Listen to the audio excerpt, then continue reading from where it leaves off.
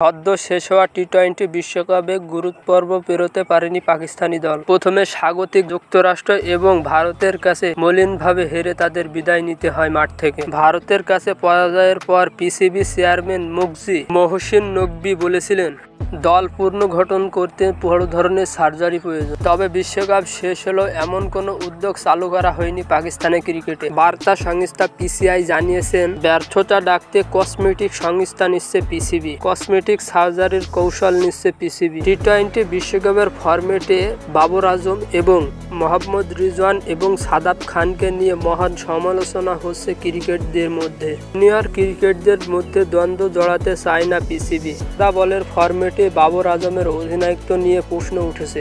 এর মধ্যে একটি পক্ষ শাহিন আফ্রিদিকে বদলি হিসাবে সমর্থন করছে। মাসুদ এবং মোহাম্মদ রিজওয়ানের নামও প্রার্থী হিসাবে আলোচনায় আছে। এটা নিশ্চিত সিনিয়র ক্রিকেটাররা এ জায়গা হারাচ্ছে না।